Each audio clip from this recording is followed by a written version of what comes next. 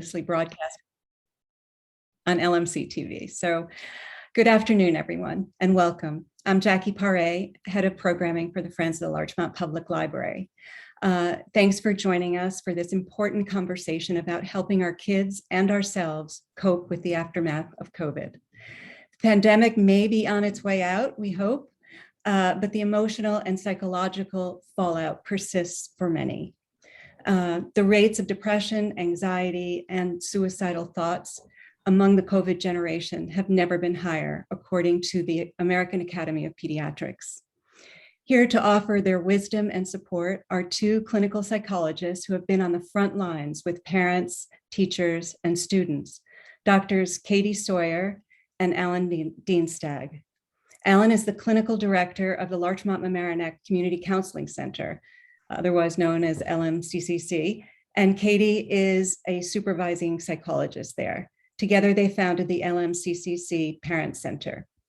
In addition to many years in private practice working with families and teens in the community, they present frequently throughout the Mamaroneck School District on a wide variety of topics relevant to parents, including talks on sexuality and gender, creating a family drug and alcohol policy, and body image, to name a few. Along with other LMCC staff, they created the Parent Circle, an 8-week skills-based curriculum designed to increase parental effectiveness. Over the course of the pandemic, they met frequently with groups of parents looking for guidance and comfort. So welcome, Katie and Alan. I'll start things off with a question, but we invite the audience to post your thoughts and questions in the chat box at the bottom of your screen. You can just type them in, and we will try to answer as many as possible. So here we go. Do you agree with the American Academy of Pediatrics assessment that we are facing a national emergency in the mental health of children and adolescents? What are you seeing in the community? Well, first, thanks for the introduction, and thanks. And it's nice to be here on a Sunday with all of you talking about this and thinking together about this important subject. You know, what we see, I think the most reliable way for us to judge that is based on what we see in our practices at the counseling center and among our colleagues. It is almost impossible to find an experienced clinician whose practice is not full, who doesn't have a waiting list, and has not been in that circumstance for over a year and a half. So people have never been busier. That tells you something. As hard as it is to get an appointment with a psychologist, it's even harder to get an appointment with a psychiatrist. And so that tells you something as well in terms of the biological treatment that people are looking for and that kids are looking for. So absolutely, you know, emergency, crisis, whatever we want to call it, there's no question that the pandemic has uncovered vulnerabilities, I would say, that have been there for a long time, and has taken a real toll, certainly on our most vulnerable kids and families in particular, right? That's my thought about it, you know. And how about parents during this time? They've certainly had a rough go with homeschooling and figuring out how to deal with all of this. Yeah. It's been brutal on parents. I mean, I think it was, you know, at the height of, you know, sort of, you know, March of 2020 through June of 2020. So those 3 months, I think we had over 30 Zoom calls with, you know, groups of parents about, you know, how to do just that, how to balance, you know, homeschooling and how to, you know, how to stay sane and keep your kids engaged in school, how, you know, and so it's been really it's been very challenging. And in a lot of ways, our community is a lucky one because we have a lot of protective factors. A lot, certainly, not everyone, but, a lot of people were able to make the shift in this community to working from home. And so, I think there's the pandemic certainly affected everybody, but there's been some variability in who's, certainly gotten the bigger impact. Yeah. Yeah. But can you talk about why this time, what is the source of the anxiety and the depression? Where does it come from? If you had to, in the kids, where it's.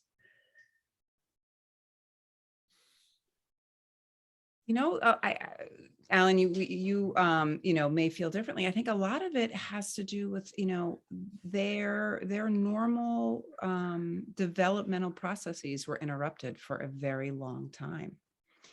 So at a time when they're supposed to be separating from their parents and their families, at a time when they were supposed to be surrounded by their peers and doing all those things that were, that are completely appropriate for them, they weren't able to do that. And in some ways, depending on, people's, family situation, that was dangerous to do what they, should be doing and what is normal for them to do. So I think that's a big source of it. Yeah. I mean, if you asked us, what's one factor that the presence of it would, predict for psychological and emotional problems, social isolation would be at or on the top of the list. There's nothing, worse almost than that, right? It makes everything else more difficult. And so the kind of isolation from peers, the isolation from the regularity of having contact with people, and this kind of injection of anxiety around those interactions, right? It's not just that they were pulled out of stuff, it's that stuff became stuff that, could bring home germs that could get everybody sick, et cetera.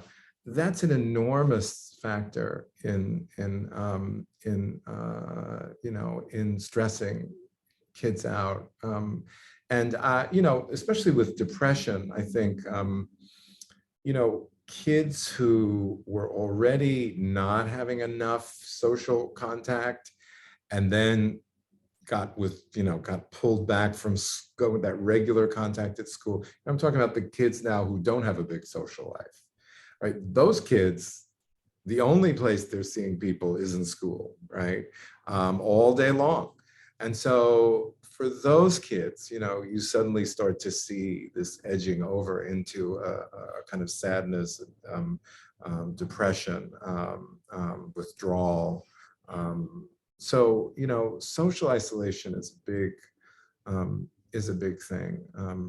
The other thing I would say is that when your parents are freaked out, you're not in good shape either as a kid. So we were all in the middle of a big freak out for a long time.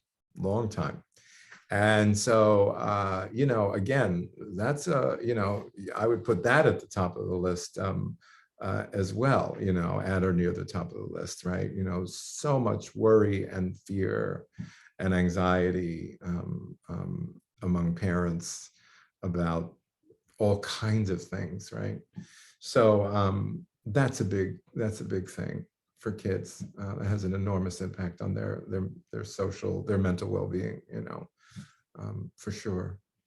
The isolation pretty much, when kids started to have a hybrid situation and return to school, but these psychological issues and anxieties and et cetera have persisted.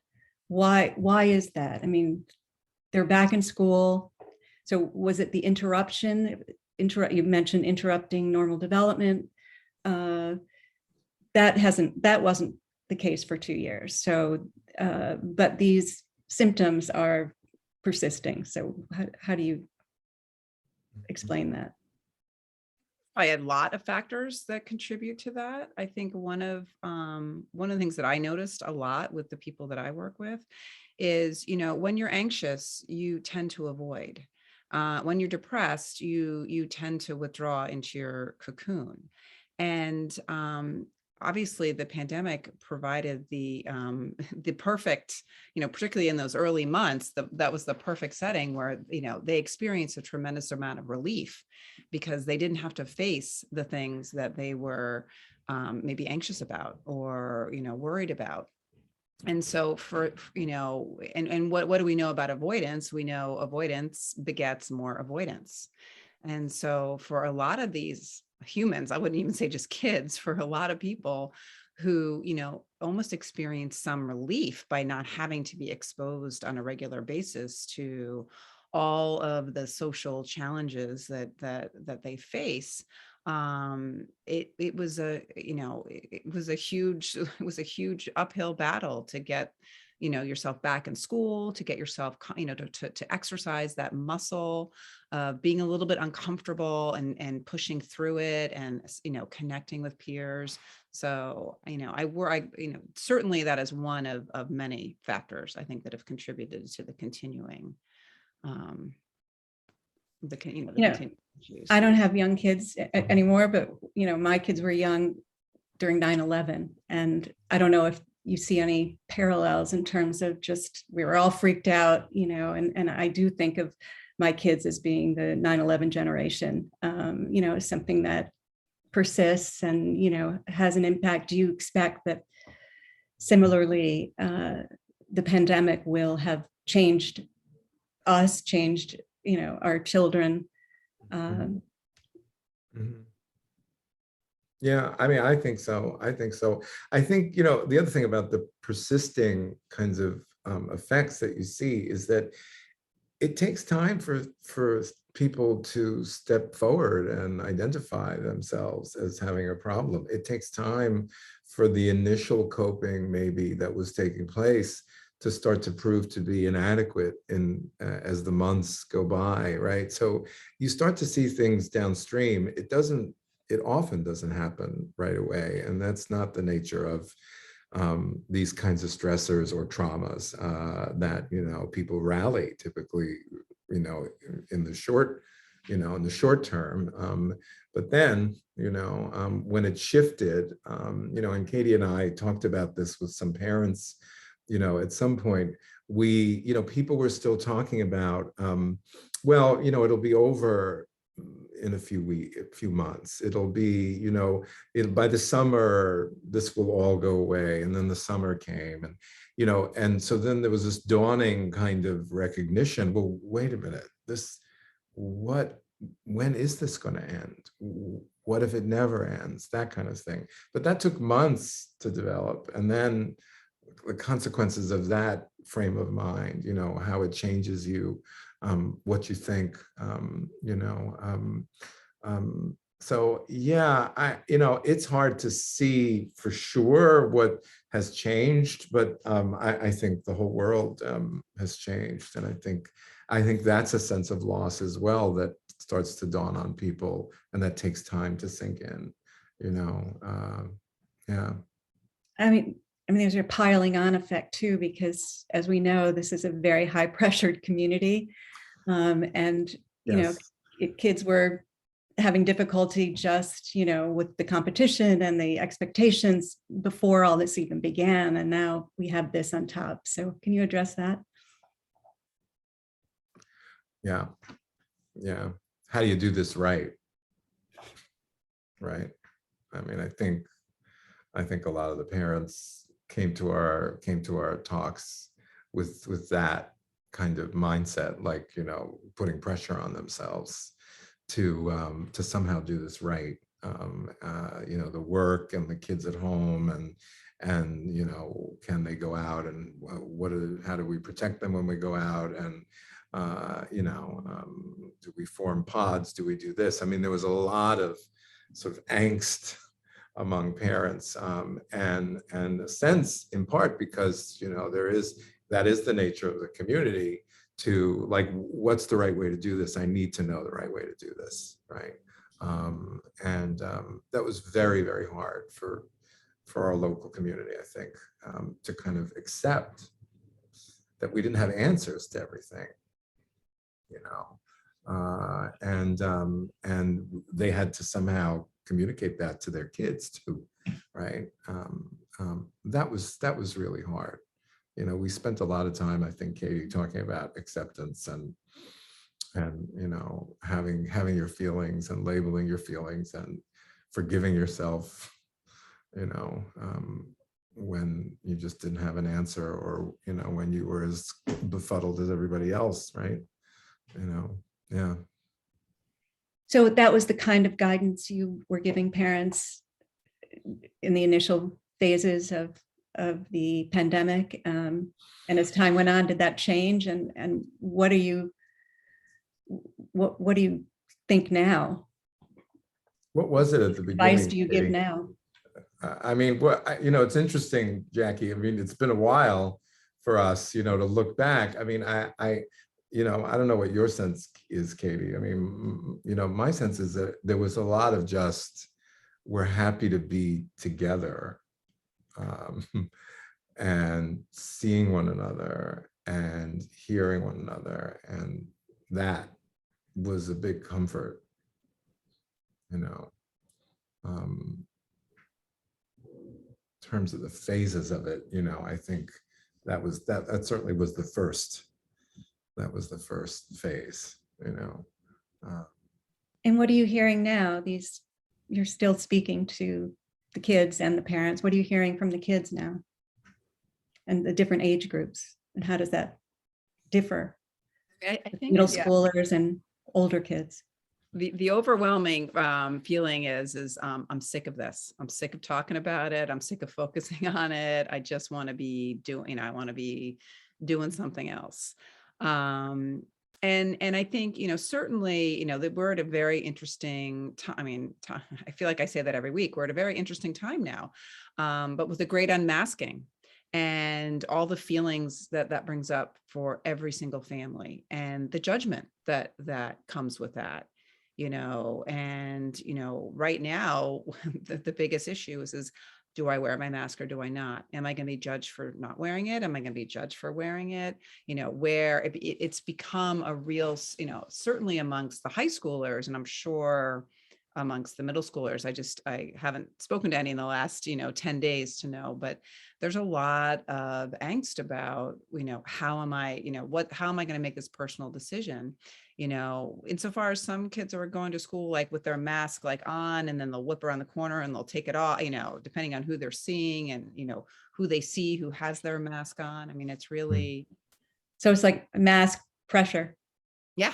Yeah. Yeah. It's mask peer pressure. And let's not forget the kids who are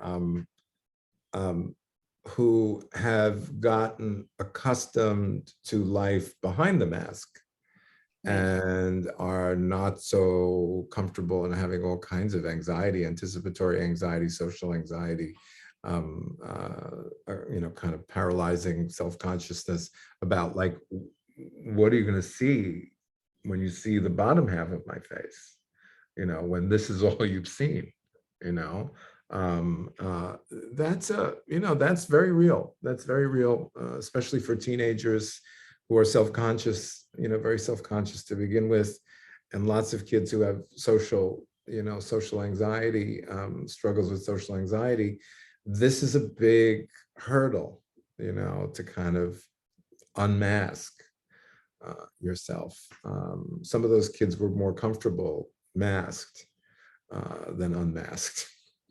Not easy to be a teenager. Right. Under the best circumstances. Right. Yeah. And specifically with high school kids, as they, you know, experimenting with all sorts of things and maybe starting to date or not, or that was all interrupted as well. You know, sort of exploring sexuality, that was all interrupted. Yep. The graduations, the proms, you know, we were with parents during those first, you know, that the first iteration of the COVID prom, you know, driving by and trying to set this up so that kids had some semblance of a graduation or a prom. You know, there was a tremendous sense of loss amongst those kids during that period of time. And still, you know, like my last 2 years of high school, like what happened? You know, nothing like what I expected it to be, right? So there's a lot of sadness and loss, and you know, I think disconnection from school is hastened also by that among seniors anyway. It's sort of like, well, I haven't been here anyway, you know, and now, you know, and now I'm leaving, you know. Very difficult. That's a very difficult transition to make, you know. Yeah, we have Yeah. a question from the audience. What suggestions do you have for high school seniors who may be heading to college without having some of the natural social ramping throughout the last 2 years of high school? I guess the ramping up, which is sort of, you know, what I was asking also. They missed out on sort of the normal developmental junior, senior high school. Right. Now they're going off to college. Yeah. So what suggestions do you have for seniors? Good question. I mean, I would say I've noticed, you know, certainly among a lot of the seniors that I work with, they're making up for lost time. And I say that with a smile on my face. You know, they're really trying to get, you know, and I think you know, all last week was, you know, discussions about prom houses and and gov ball and all those things that, you know, senior parents always cringe about. You know, I mean, I wish I could say everyone's going to be in the same boat, but we know that, you know, this, you know, the pandemic affected, you know, different communities differently. And if you lived in Texas or Florida, you really, you know, you had a largely different experience. You probably, you know, you didn't miss as many as, you know, things that, you know, juniors and, you know, high school students missed in other parts of the country. But what advice? I mean, the first thing that we, you know, I would just say that the first thing that we try and do, and we encourage parents to do, is that if, you know, if you're noticing that, you know, kind of distress about that in your kid, you know, to really validate that and to normalize that and to you know, to convey to them in whatever way you can that in fact, you know, this has been a tremendous loss. In fact, they were deprived of something that they had every right to expect. The pain and disappointment of that and discomfort around that is, you know, is part of life and is part of their life now, you know, and so I think, you know, that kind of validation and labeling of the feelings that kids have about this is just very important. You know, we don't want to, you know, compound the difficulty here by, you know, sort of pretending that everything is okay or that this didn't change anything. So I would, you know, I would say, you know, there's that, you know, and look, I think, you know, around the time that it became clear to us that this was going to go on for a while, you know, we really encourage people to think about taking charge of the different circumstances that they were in. You know, what can you do to make this better? What, you know, what can you do to give meaning to this last year of high school that you have within this, you know, really difficult period of time? People who have a sense of purpose and meaning, and that includes kids, you know, cope better in the long run, right? And so it's not just about what you lost. It can be, well, what can you do? You know? Can you give some examples or of what you've seen people do in that regard, or ideas that you have for people, or things you've seen others do? Yeah, sure. You know, there are, you know, we had a significant period of time where there was real food insecurity in this community. And, by the way, we're leaving out, it's not just COVID, right? That's right, the last 2 years. We, in the midst of all of that, there was the George Floyd murder and the protests all across the country having to do with racism and Black Lives Matter and so on. That got added into all of this, right? And we were then talking with parents about how do you talk to your kids about racism, about systemic racism? What does that even mean? That happened, right? And we had an extremely unusual election in this country. Let me just put it that way. And lots of uncertainties around that and anxieties around that. And then we had the floods here. I mean, it's so enormous environmental difficulties, right? When kids look around the world around them, and what do they see? Where is the sanctuary, right? So, kids were involved in all of those things. Kids were involved in a lot of the protesting. Kids were involved in the Hurricane Ida cleanup and food distribution. And so those were important things, I think, to do for kids to do as a way of taking control a little bit, right, of what was possible. Yeah. Katie, did you have any thoughts on that? I also tend to be an optimist, and as a species, we are very adaptable. We survived because we adapted. And I am hopeful. I've seen a lot of resiliency, a lot of adaptation.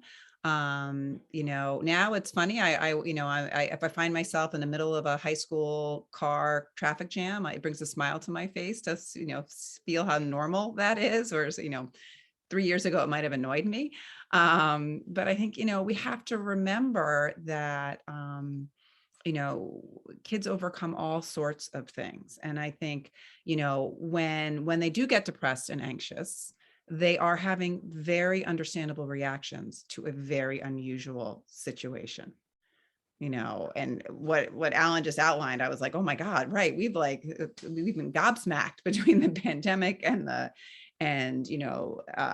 riots, and I had forgotten, and the flood, all of that has happened in these last 2 years. And yet, these kids are learning adaptation. They're learning, they're still going to school, they're still functioning, and they're going to have, days that, it feels overwhelming, and that's normal. And I think, one of the things, as I speak with parents is we don't need to, don't freak out about it. They're having a very, understandable response to some very unusual circumstances. That's such a good point, Katie. And, we talk, this thing about resilience that we talk to parents about, right? And parents are asking us often about resilience and what creates resilience. And the answer is when you're tested, right? When you're stressed, that's what creates resilience. There isn't some resilience pill that you can take. It's that you get knocked down and you get up and you demonstrate to yourself that you have the capacity and the skills, or you demonstrate that you don't and you have to learn them, right? That's building resilience. And so without stress, without difficulty, without hardship or failure even, there isn't resilience. And I think what Katie is saying is an important side of the coin here, which is that we can honestly say to these kids, more has been thrown at you in these last 2 years than many other kids, generations of kids before you, although you're not the first to have to deal with things like this, and that will be a strength. If you manage it the right way, if you think about it the right way, that can be a strength. That's how we build capacity, right? You stress the muscle, right? And what kind of advice were you giving and are you giving to teachers? in the schools? Other than a lot of validation and empathy, that's, they've really, I think, had it, and then if you have teachers who are also parents of young children, I just, talk about people who really have, gotten the brunt of all of the, the impact of this. I think it's really, you kind of boil it down to like being able to tolerate distress and discomfort, that this is all, uncomfortable. And so, I mean, advice, maybe not as much, but, just validating their experience as being incredibly difficult and validating all the feelings that they're having. And I think, when you get that, and, it makes enduring whatever you have to endure that much more bearable. What were you seeing in the youngest kids in the community, or parents? What were they reporting of, elementary school aged as opposed to middle school or high school? They were exhausted.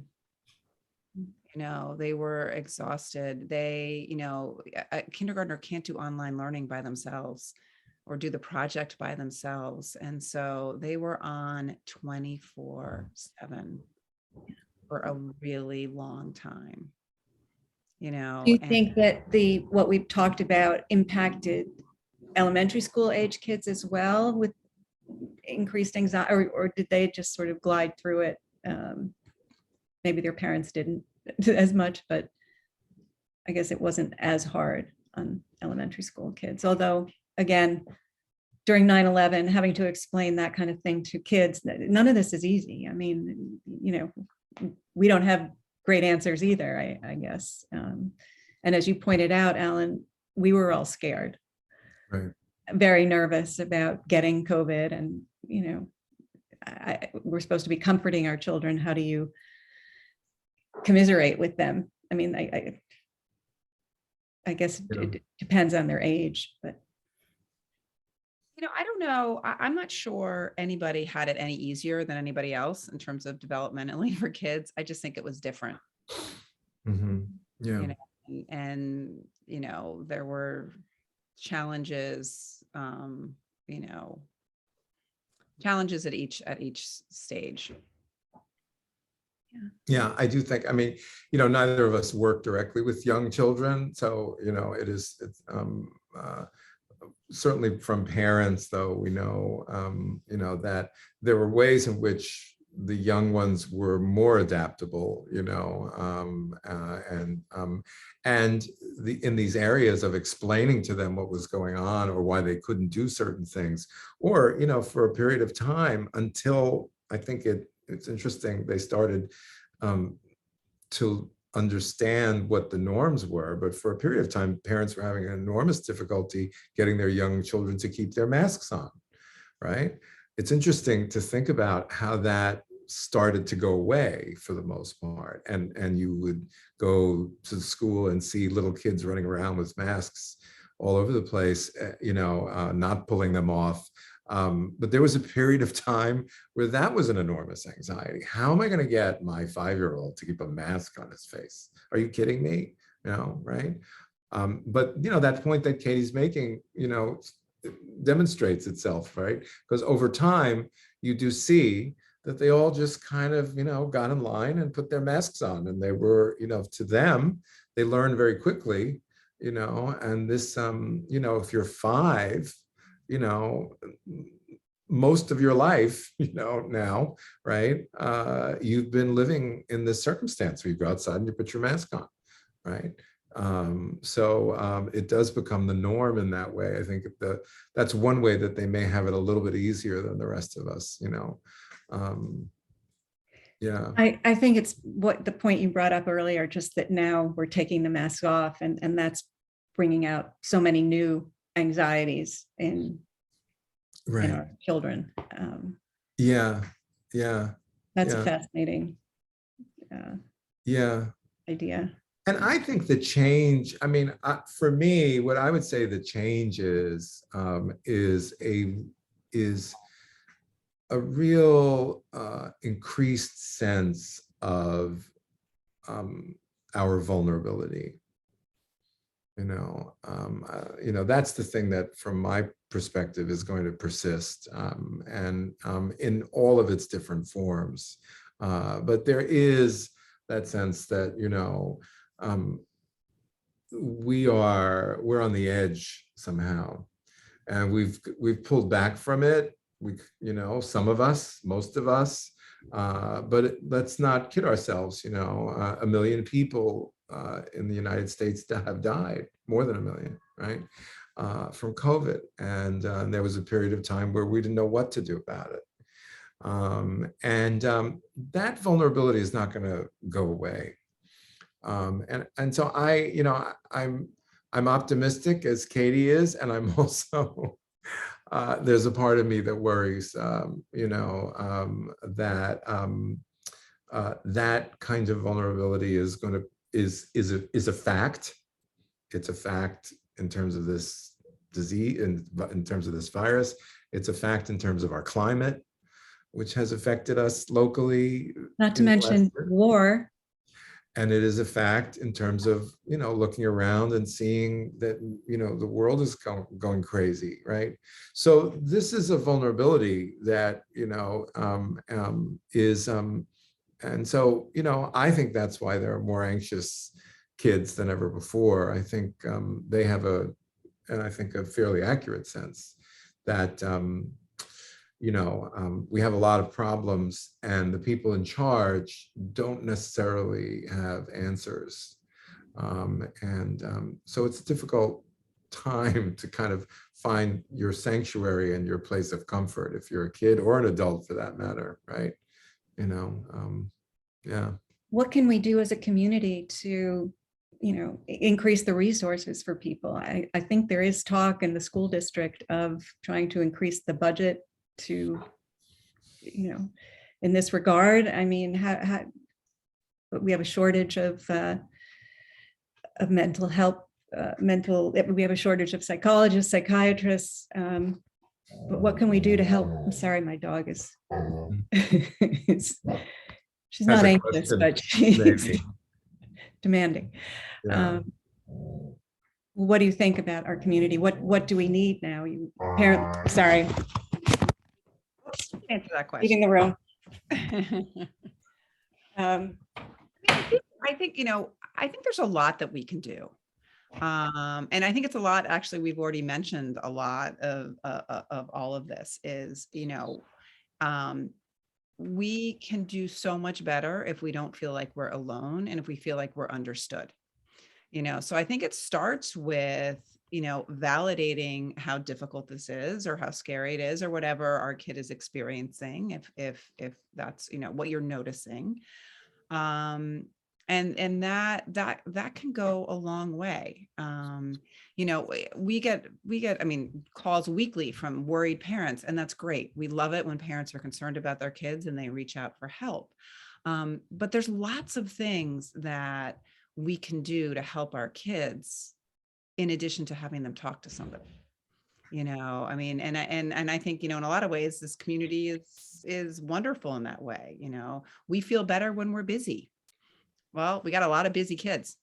So, I mean, I think that is, and, and so encouraging kids to, play their sports or their instrument, or, get into that play, or draw that picture, or whatever it is that our kids, are willing to do, is a huge protective factor, because we do feel better when we do something. Right.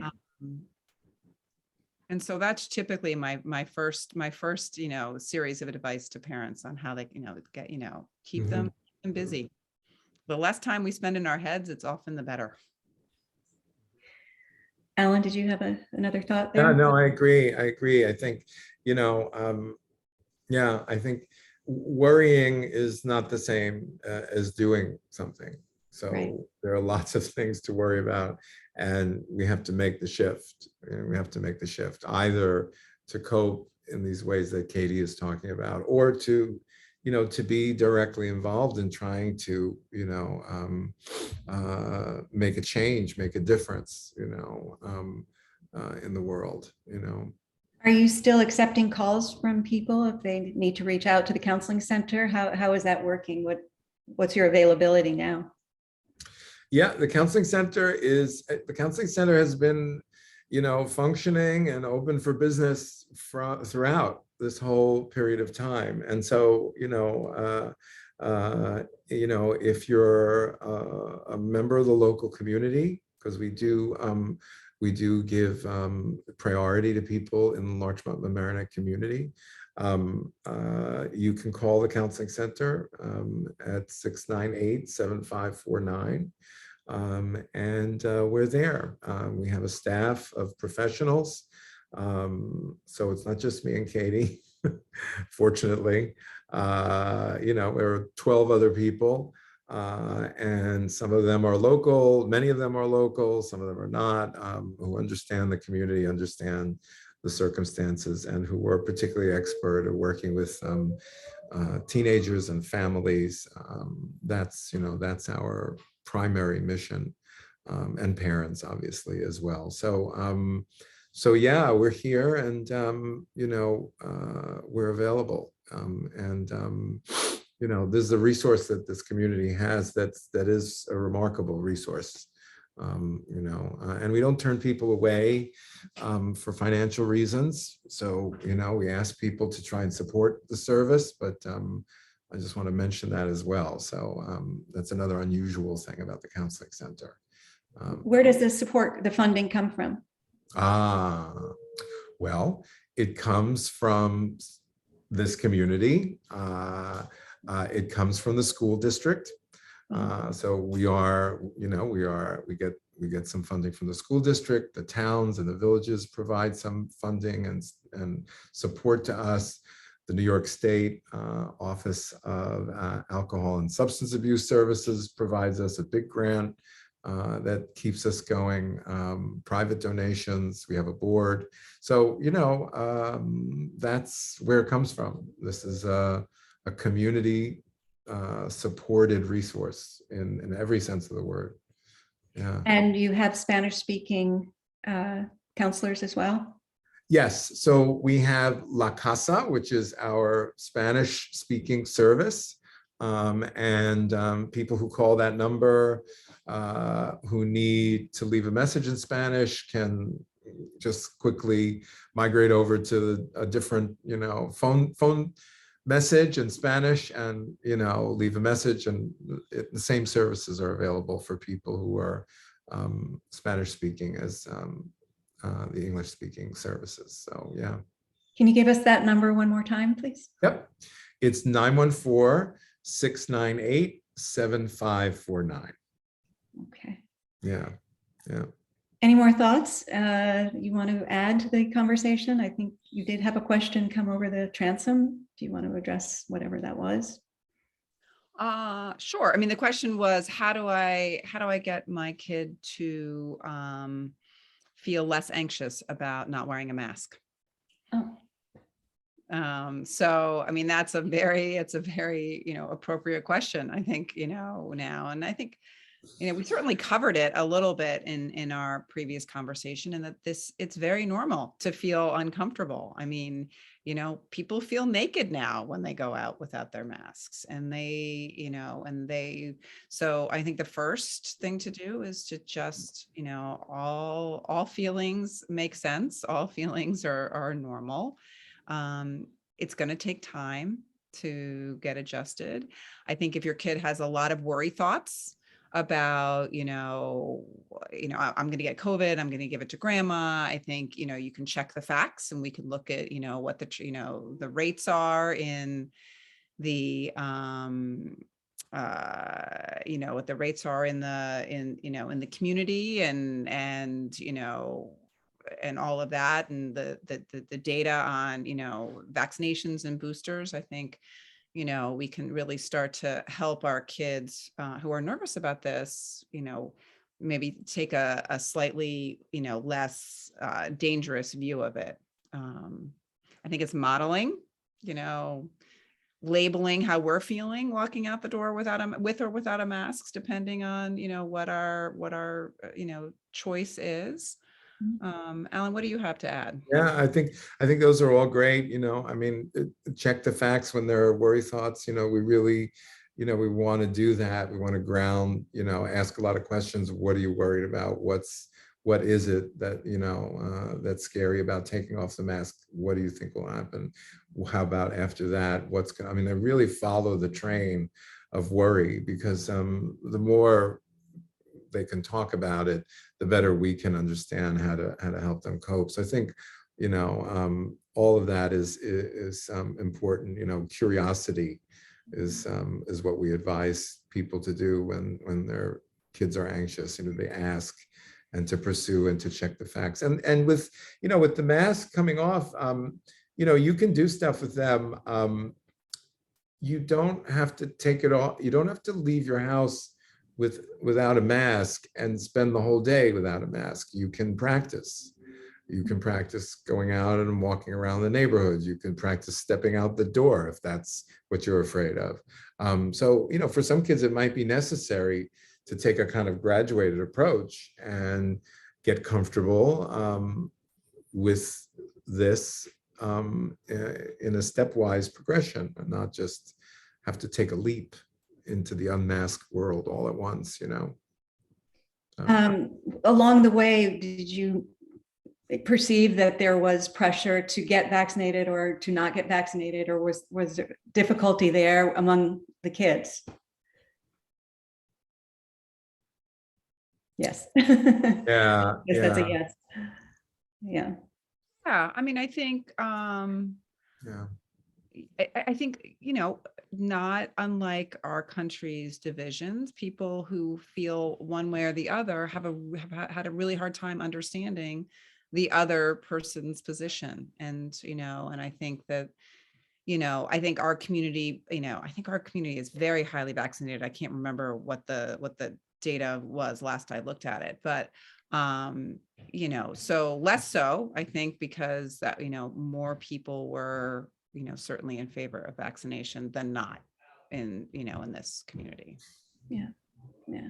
But we were getting questions. I mean, again, it takes us back, Katie. I mean, I remember getting on some of these calls and people were saying, I looked out my window and my neighbor was having a giant barbecue, and there were 30 people there, and none of them had masks on, and they were all drinking and hanging out and yelling and doing all this stuff, and sense of outrage about it, and so people really needed help trying to sort of accept that there are some people who are going to behave differently, are going to interpret the danger differently than you are, and can you tolerate that? What are you going to do with your judgments about them?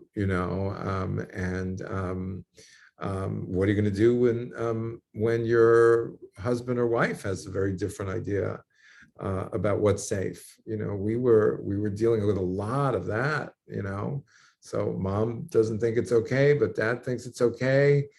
And now what do we do? Right? Well, I think that piece of it is still going on, because I think we're all in a transition right now. And as you mentioned, there might be some peer pressure at schools for kids who want to see other people wearing masks. But I mean, I think as adults, we're experiencing the same thing. I mean, it's odd. I had the odd experience last night of being in a local restaurant. It was extremely crowded and nobody had a mask. So, you feel uneasy, and I think we're not used to it yet. We're not back to normal yet. So yeah. And these conversations are not unlike all the conversations that we have with our kids about, drinking. Like, different families have different rules, different comfort level. Do we let you spend the night at your boyfriend or girlfriend's house? These are all the same conversations we have about how to, these are our family values. This is what's important to us. You go from there. I mean, I think, again, you're going to see my optimistic side come out. I think We could use that. There's great opportunity to have really important conversations with your kids about how to stay true to yourself and how to tolerate, having a different value or a different approach to something as your peers. This is ripe for that. So there is that piece of it. There is, the fact that, we as a community, but also as a generation of parents, solve a lot of our kids' problems. And we take care of a lot of things, and we do that from the very best of places. And we're loving parents, and we send our kids out into the world ill-equipped to deal with their own problems.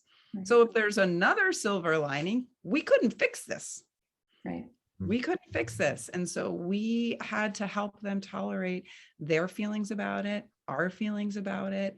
And I think, as much as, there was all these downsides to these last 2 years, I think that's actually going to be a big upside, because these are kids who've had to sit with uncomfortable feelings for a very long time. Right. It's a very good point, and a very good point to end on, I think, the idea of growth. Yes, absolutely. Absolutely. Yeah. People talk about post-traumatic stress disorder.